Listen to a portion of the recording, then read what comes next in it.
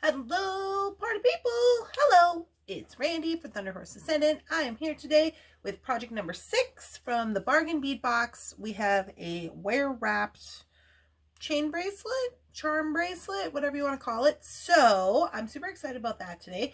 I invite you guys to come along. Let's go down to the mat, get this party started.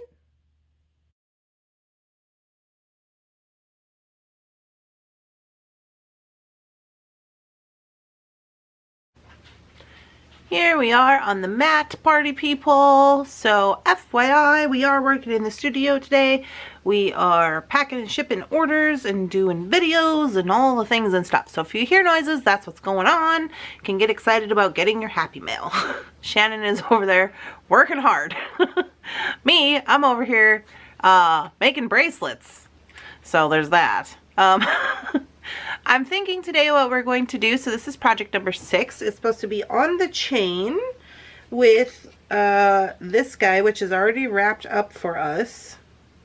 And then I'm thinking that I'm going to try to make some similar wraps on these beads. And we probably won't use all of them. We're only probably going to have a few, you know, maybe a max of 7 on the bracelet. So I'm going to try to attempt to do that with this 26 gauge bead-along wire, because it's fairly similar to this guy here. Other additions is this little toggle clasp that I'm going to use. I was going to try to use this little tiny clasp, but you guys, I've just been struggling with these clasps here, especially since this is going to have some weight to it once it has charms on it. I'm just a little scared. So without further ado, let's get into getting ready to wire wrap our charms. Okay, so I've kind of moved some things around here on the mat, but for the most part, I got 6 of these beads out. So these are the glass, electroplated glass beads. I got 6 of these, and I've got some of the star spacers, and we're going to kind of try to imitate what they've done here. So on this one, it looks like it has a spiral. Trying to get my camera to focus here. On the bottom it has a spiral, and then up to the top, and it just kind of wraps it down. So this of course is a teardrop shape, or yeah, teardrop shape. So it was probably a little easier to do that, but we're going to see if we can attempt it. So I'm going to use this 26 gauge wire. We're going to give her a whirl. See what happens here. Kind of funky part. All right, so in order to start the spiral on the bottom, I'm going to start the spiral like so. Okay, and then I'm going to grab the flat nose. I don't know how many they have here. They got like 1, 2, 3, 4 pretty tight pieces of wire. So I'm going to try to get it to match. So I'm spinning, I'm pushing the wire, I'm not spinning the spiral, if that makes sense. I'm putting pressure with my plier and then letting go, but not so much pressure because this wire is very teeny tiny. And I'm just doing a little bit at a time.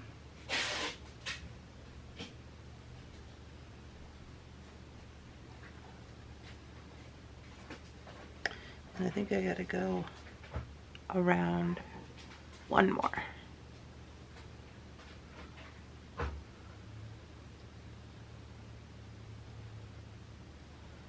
Okay, camera. My camera has been silly town.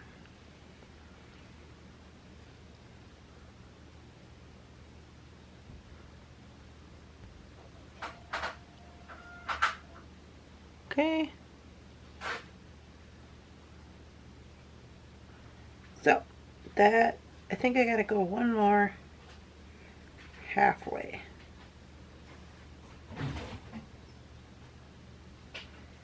That's what it's looking like. All right. looks pretty similar. Now it looks like what they did is they didn't go through the middle of their spiral. They just bent their wire straight up and then are going to go through their bead. So let's see how that looks. And yeah, that works pretty good.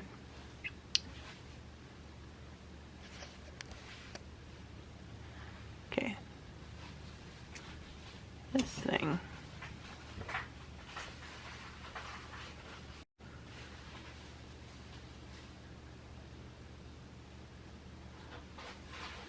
Okay, so, sorry. I'm trying to get work on this,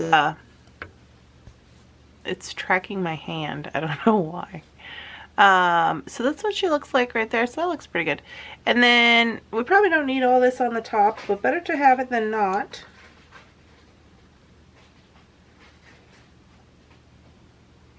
Okay, so it just looks like they came around the top. And I actually think that we should put a spacer bead on top, because the hole on these is a little bit large.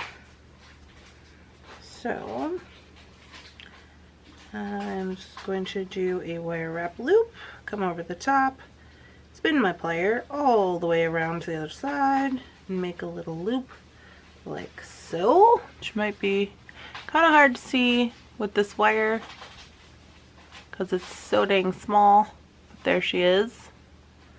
Okay. And then I'm just going to start wrapping down.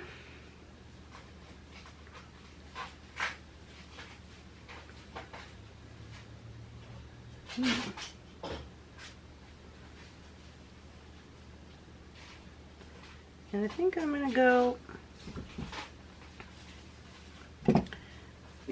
go around on the bead with this excess wire. But trying not to overwrap itself too much.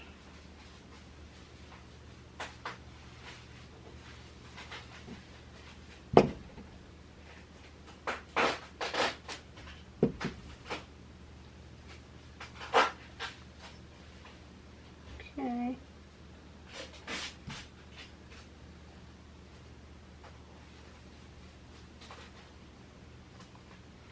So that's kind of what we got.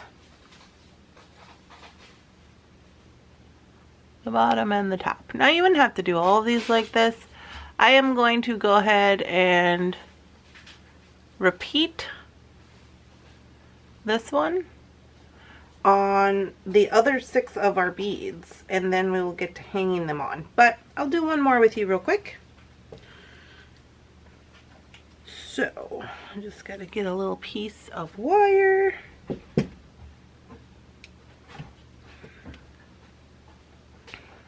And then to start the spiral, what I'm doing is I'm just taking my round nose and grabbing the tip of the wire, and I'm going to make one entire pass until it touches itself. Okay. Once it touches itself, then I'm going to go to the flat nose, and I'm going to grab a hold of it, and I'm going to move the wire, and I'm going to start pushing it up to create the spiral. And I'm moving the wire and not the plier. I let go of the pressure and move the plier as I go. But I'm just creating this little spiral. And if you didn't want to do this, you could always do a rosette as well. But they've got about 4 spirals around on the bottom of theirs, so that's what I'm matching, or trying to match. So it looks like I've got to go one more half around here. And then once I have my spiral, what I do is I just, wherever it's ending, I'm just going to take it and I'm going to push that up. So it's just going to come out the side like this. And then you can kind of maneuver that with your finger. This is going to go up into the bead. So it kind of looks like one of those little egg ladles at Easter time. So we're going to put the bead on. And then you're going to have to maneuver it around, you know, because we're MacGyver. And maneuver it around and get it squished on there. And since the wire is really a small wire, 26 gauge, you can really do that. So there you go with that. Okay. And then I'm going to put the spacer on. Then we're just going to do like a normal wrap. Now I did leave a little bit of space on the other. I don't know that I want to be leaving too much space. I'm just wrapping down. When I get to the bead, I wrap around the bead, the spacer, and wrap around. And then you're just going to start letting this kind of fall down onto the bead. Like, it should go right into the space you need it to go, as long as you're not wrapping it around on top of itself, which I did a couple of times. It was like, whatever.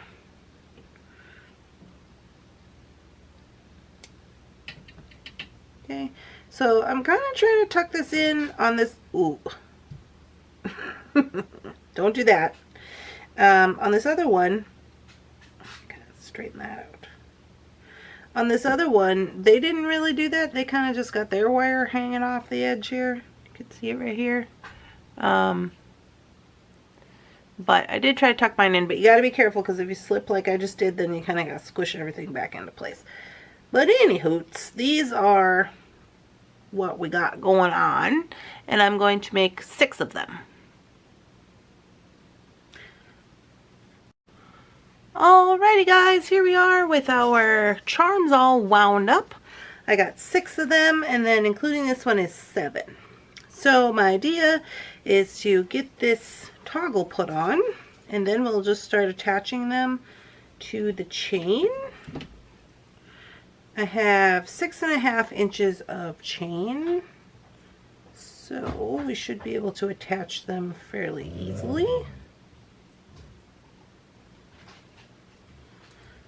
And I'm just using these jump rings they have provided, which was a pretty good little bunch of jump rings. I guess we've used them in almost every project and still had enough thus far.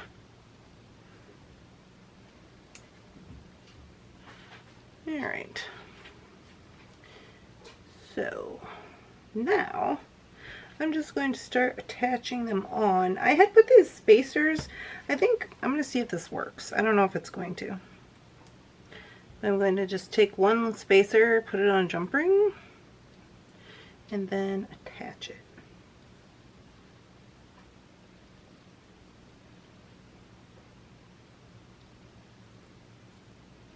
Maybe.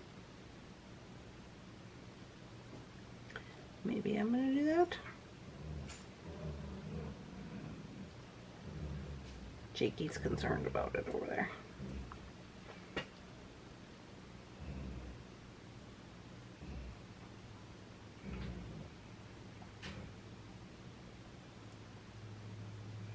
Okay. Maybe not. Do these not fit in there? There we go.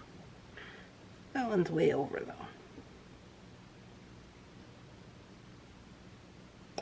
Alright, so I'm just going to start here.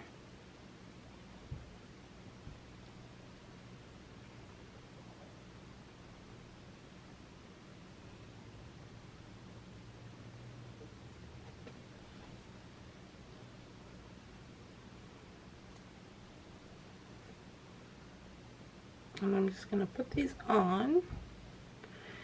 And looks like...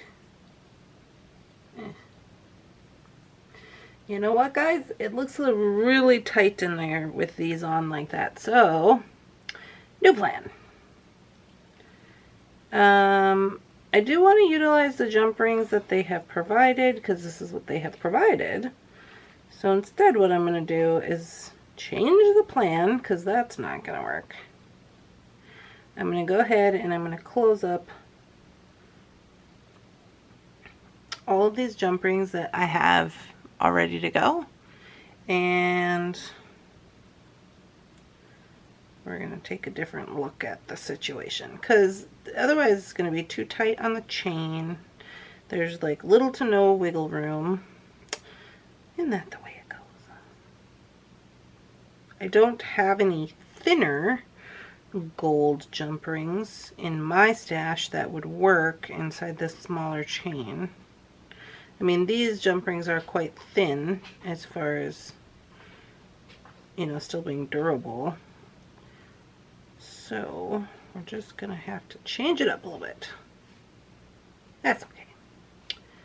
All right, and then I have, I need jump rings. Oh, maybe I can't use all these because I don't have enough jump rings for all of them. But I can use a few.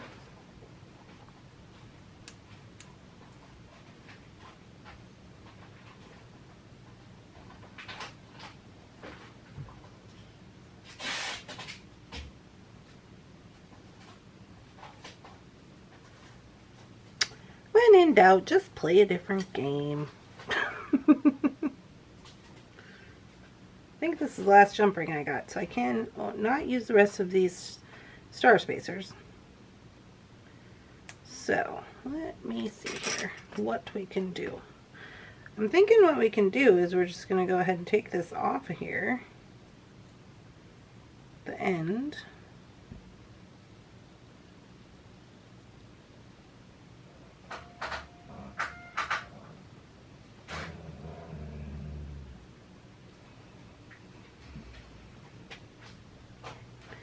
And I am going to see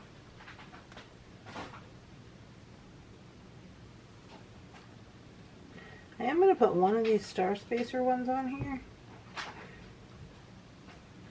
And then I'm just going to start threading them on, I guess, because that's what we got going on.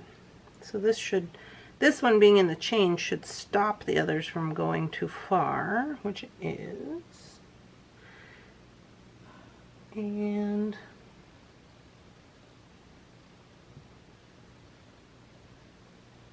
what do I got here? I'm going to need one of these for the end.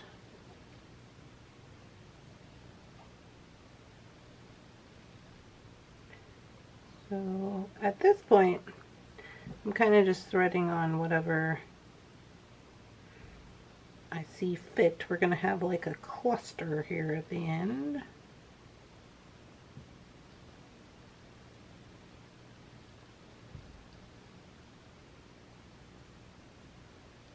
I see the plier works a little better. Can hold the ring and put it on there.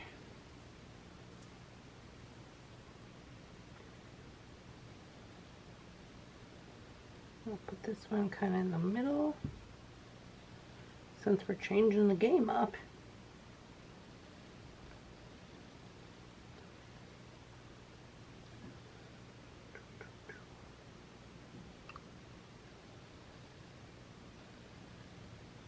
Okay.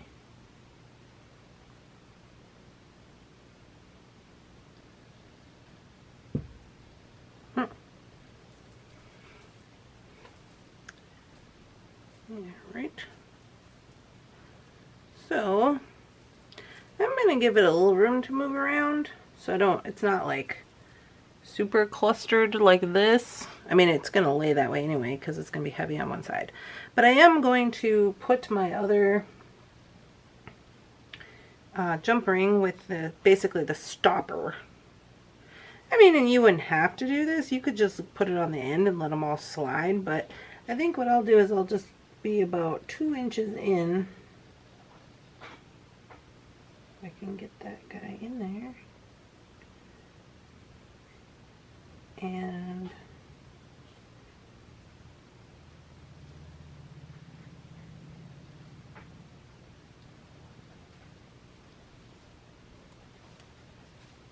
there we go. Now my spacer fell off.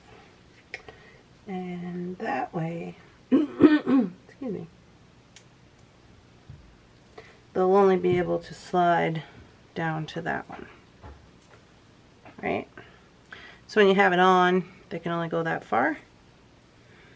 That's okay. And then I'll put the end back on.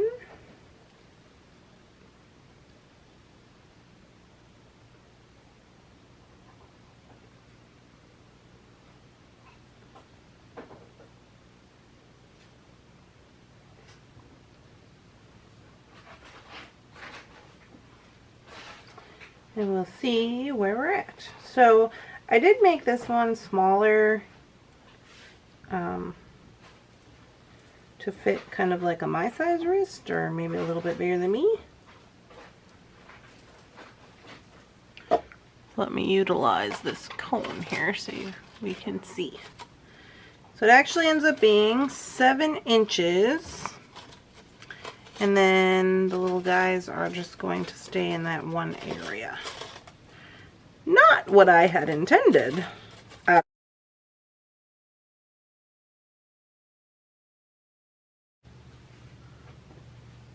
Hey guys, here we are on day 2. So if you've been following along with morning coffee, you know that I said that I was going to remake this bracelet into a necklace because I was not happy with the results that I got for the weight disbursement.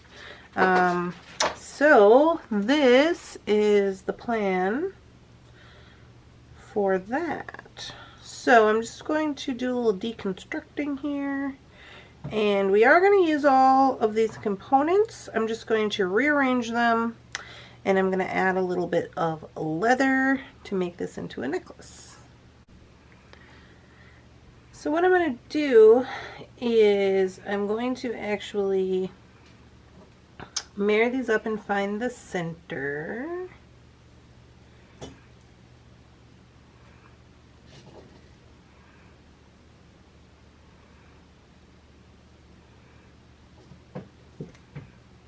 May as well just close this up.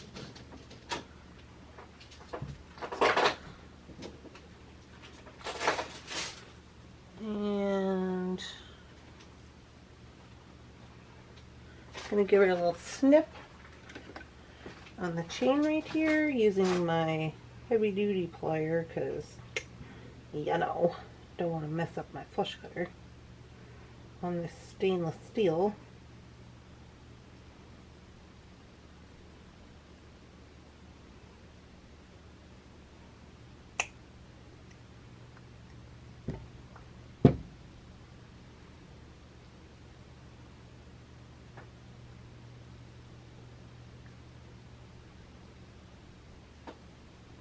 Alright, so now I am able to, just take these off because it's easier. So now these are going to be acting as one piece of chain. I want to make sure they are the same length. This one has extra link on it, so I'll cut that off.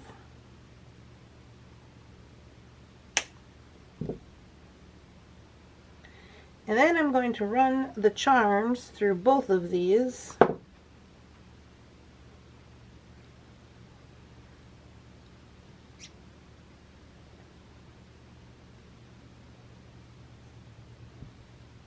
And basically what we're doing is we're creating a pendant focal portion.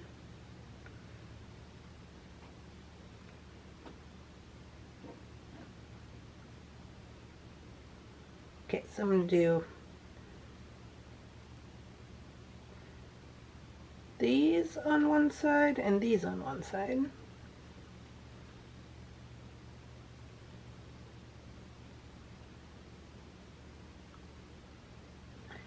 It's easier to hold it with a plier.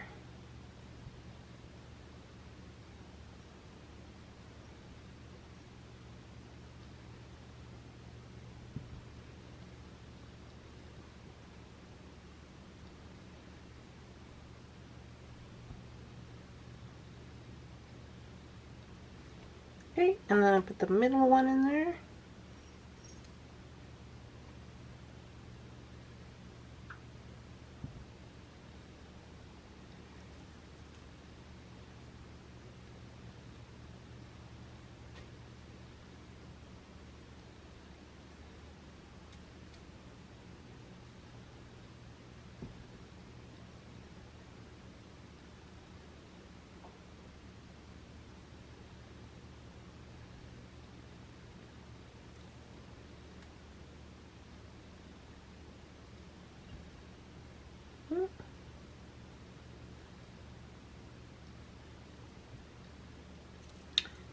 Okay.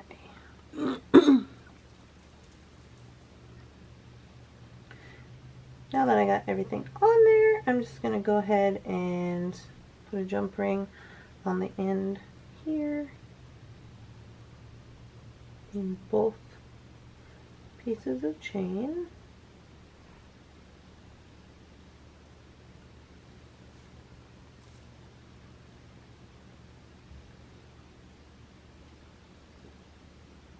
Okay, we are on our way. So this is going to be our focal portion of the necklace.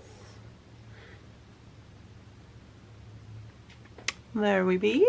And then what I have here is I have a 16-inch piece of leather, and I have cut 2 that are the same size, 1 for each side.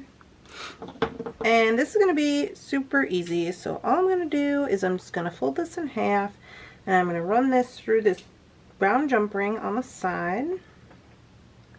Okay. Now if you were adding things from your stash, maybe you have like a larger bead that could go over this and act as kind of like a way to hold it into place. I do not have that, so I'm going to use just a couple of jump rings. I'm just going to use probably 3 jump rings on each side.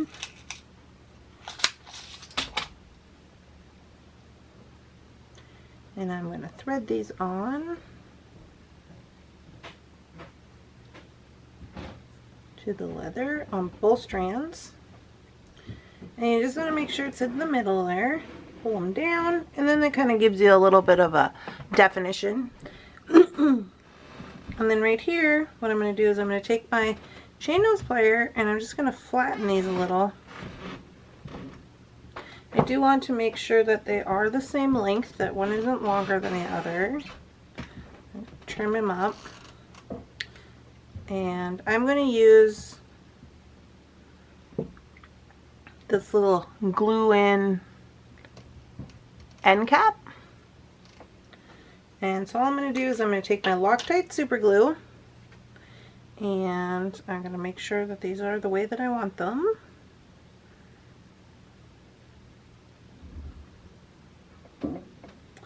And I'm going to put a little bit of glue on the ends. Not too much glue, you don't want to get crazy.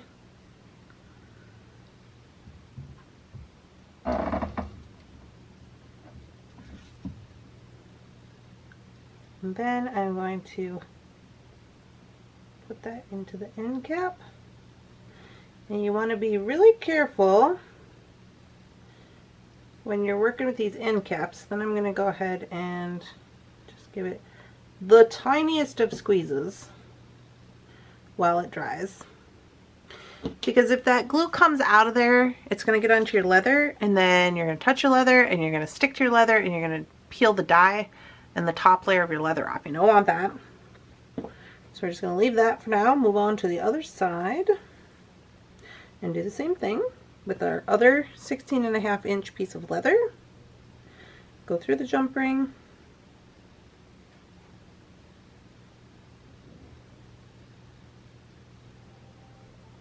Put on our 3 jump rings. 1, 2, 3.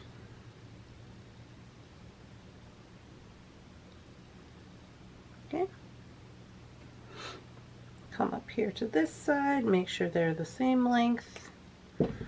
Give them a little squish with the chain nose. Oops.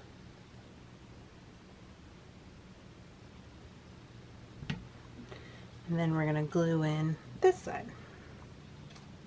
So you want to make sure you're getting glue on the ends of your leather and then around the side, but not so much that it's going to come out of the cone. Okay. So you push those in. Once they're in there, you're going to give it the tiniest of little squeezes just to give it that little extra oomph. Let her dry up. So while that is drying, the only thing left we have to put on is the toggle clasp. So I do have only one jump ring, so I am going to grab up probably 2 of the same jump rings that I had used on the leather and get those ready to go.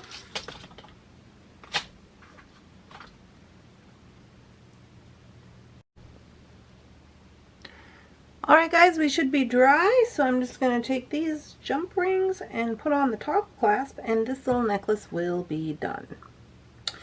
So, I know this is supposed to be a video full of bracelets, but sometimes that doesn't always work out for me. I have been working on becoming better at my bracelets and identifying my struggle areas and what I can do better.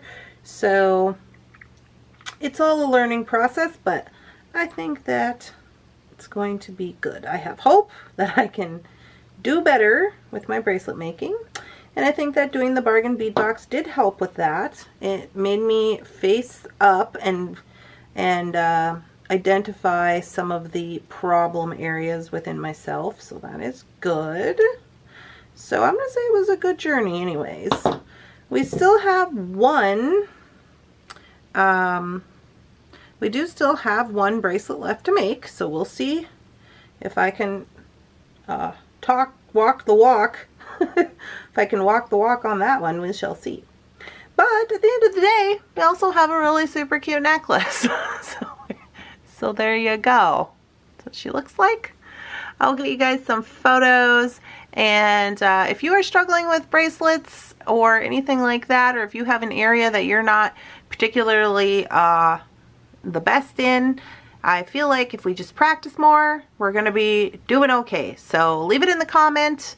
Let me know what you think, and I'll see you guys in the next one. Bye-bye.